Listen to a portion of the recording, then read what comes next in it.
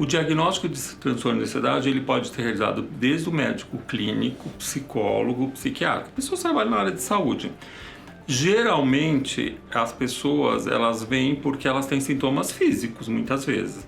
Então um bom screening clínico, exames gerais para descartar alguma patologia que possam estar gerando ansiedade, eu acho importante. O segundo momento são os sintomas, a história que a pessoa... Geralmente ela vai começar a falar de algum problema, de alguma situação que ela está muito preocupada com o trabalho, preocupada com a casa, preocupada com alguma situação de conflito familiar, né? As crianças vão falar da escola, vão falar dos professores, vão falar dos pais, né? Mesma coisa dos adolescentes. Na velhice, também a preocupação com a finitude, muitas vezes as pessoas se sentem sozinhas. Então, toda a história clínica para o psiquiatra, para o psicólogo, para as pessoas que trabalham na saúde mental é muito importante para a gente fazer o diagnóstico. Teste, se você procurar no Google, né, existe de uma forma geral. Mas eles são assim, alguma diretriz, não tem nada assim de muito objetivo. Geralmente os testes mais importantes que objetivam o grau de ansiedade, nós temos uma escala de Hamilton, né, que é uma escala bastante conhecida de ansiedade, é um pesquisador e ele formulou esses testes, né? Eles objetivam muito a questão da ansiedade, eles dão valores para o que a pessoa está sentindo, mas é sempre traduzido por um psicólogo ou um psiquiatra ou alguém da área de saúde. Então, os desafios para a gente realizar o diagnóstico é a gente ter uma noção do que é a patologia, a entrevista, conhecer a vida da pessoa. Muitas vezes ela está tão submetida à própria ansiedade que muitas vezes ela não consegue trazer os dados que são necessários. Importantíssimo, acompanhamento. Você não faz diagnóstico sem você acompanhar, né? Sem você ver se aquilo é realmente o que você constatou. A nossa experiência na saúde mental é muito subjetiva, então a gente precisa de um acompanhamento. Familiares, pessoas próximas que possam falar, olha, houve uma mudança no comportamento, agora eu estou notando a pessoa assim, então isso é muito importante. A questão do tabu relacionado à ansiedade, hoje a gente já está vivendo uma fase um pouco melhor do que há alguns anos atrás, né? As pessoas têm procurado ajuda, né? Nessa época de pandemia, as pessoas, os consultórios, os psiquiatras e mesmo os psicólogos tiveram uma drenagem bastante importante de pessoas que procuram ajuda, né? Então essa questão do tabu está um pouco mais tranquila, vamos falar assim, um pouco menos importante. Mas para algumas pessoas ir no psiquiatra ainda é coisa de pessoas que são loucas, pessoas que estão fora, né, que não estão vivendo a realidade. Mas a gente tem percebido que isso tem com a imprensa, com a informação, com tudo que as pessoas têm recebido, elas têm procurado mais ajuda na saúde mental. As pessoas que têm transtorno de ansiedade moderado ou grave acabam tendo impacto na vida social delas, porque elas estão sempre preocupadas, elas estão sempre aflitas. Como é que vai ter um trânsito das relações de uma forma mais tranquila, né? Elas estão sempre muito, né, com medo, apavoradas, então, isso pode trazer transtornos familiares, pode ter perdas no trabalho, ela pode não exercer com toda a potencialidade dela o trabalho que ela tem, né? Então isso interfere de forma geral. Uma das formas de ansiedade é o transtorno de ansiedade social, né? A fobia social. E isso a fobia social é o próprio transtorno de ansiedade no meio de relações, que a pessoa sente muito medo de ter crítica, de acontecer, né, de ela ser muito criticada, de se expor. Isso com certeza tem um impacto na vida profissional dela.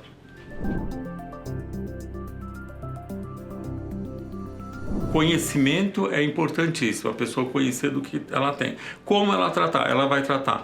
Se ela precisar de remédios, ela vai tomar remédio, né? que pode ser indicado pelo clínico, pelo psiquiatra. O acompanhamento psicológico é sempre importante, porque existem causas sempre psicológicas. Mudança de hábitos de vida, ver que setores que estão produzindo mais essa ansiedade, procurar modificar, né? Então tem uma série de situações que a pessoa vai aos poucos modificando e vai trazendo um conforto maior do ponto de vista de saúde mental e diminuindo bastante o grau de ansiedade.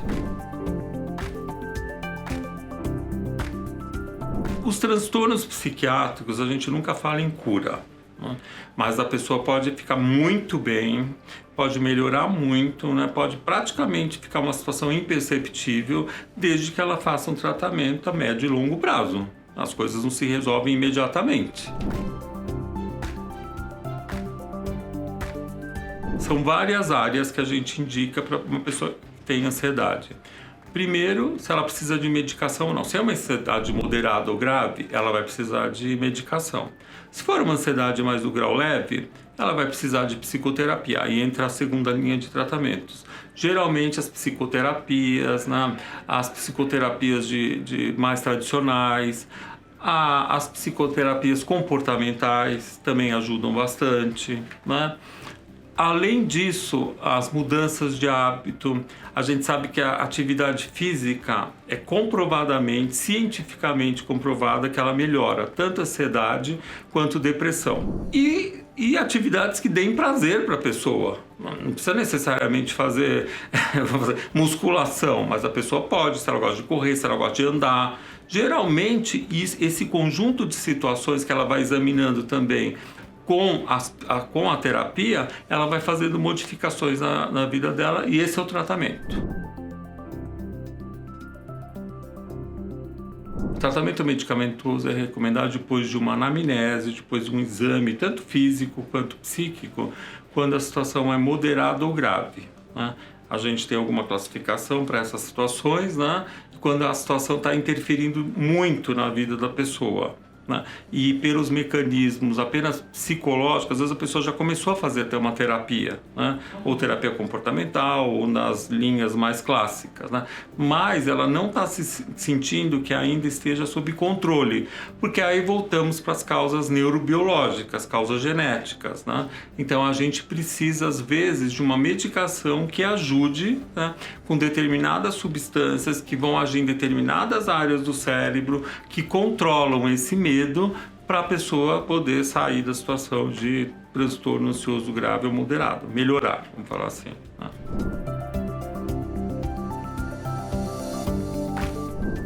A ansiedade, vamos falar assim, em casos mais leves, ela pode ser controlável, né, com algumas técnicas. Existe mindfulness, existe yoga.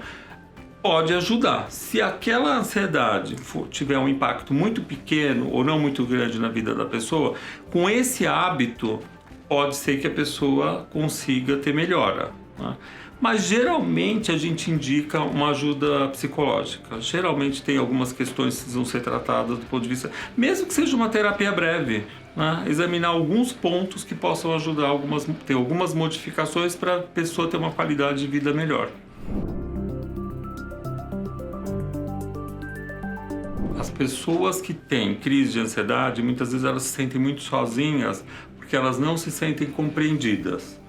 Quando a família tem uma compreensão daquela situação, quando a família sabe qual é o foco, né, nas relações mais próximas afetivas, ou os amigos mesmo, podem ajudar a pessoa a se sentir melhor do ponto de vista amparada. Na verdade, nós estamos falando de amparo, né? Se sentir amparada naquela situação que ela está vivendo, né? Às vezes uma conversa, um telefonema, um fim de semana junto, um almoço, tudo isso pode trazer benefícios para a pessoa se sentir amparada, acolhida no problema dela, né? E se sentir melhor em relação ao que ela está vivenciando.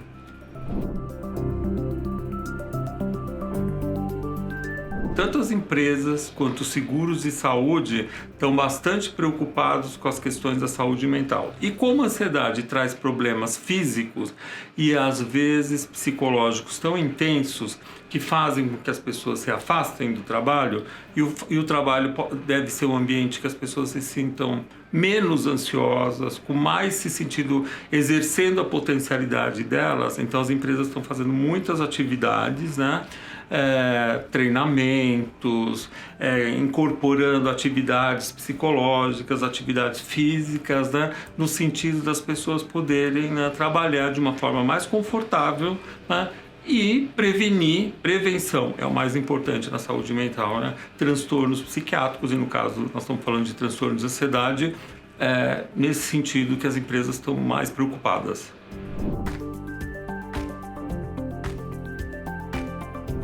Se você tem pessoas na família já muito ansiosas, já é um sinal de alguma questão genética, é um sinal, quer dizer que você vai ter problemas com transtorno de ansiedade. Se você começa a passar por situações que você vê que são situações bastante estressantes, ou se a situação no entorno que a gente está vivendo é bastante estressante, as pessoas devem procurar situações no qual elas se sintam confortáveis, né?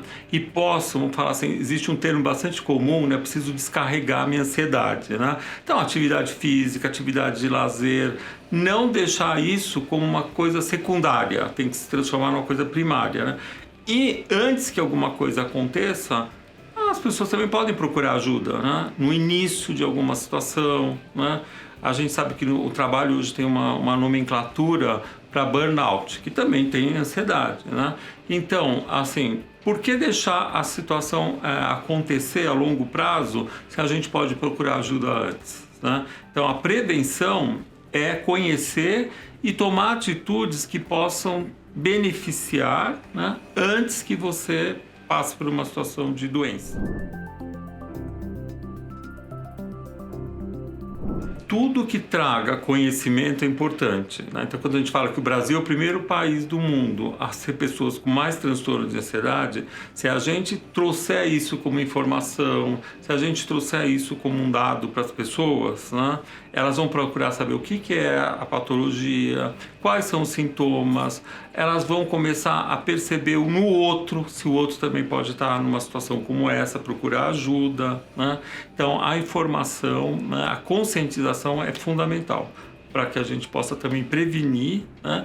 E até, vamos falar assim, ter condições, né, se numa situação que um grupo de pessoas pode ter a patologia, tratar da melhor forma possível, né?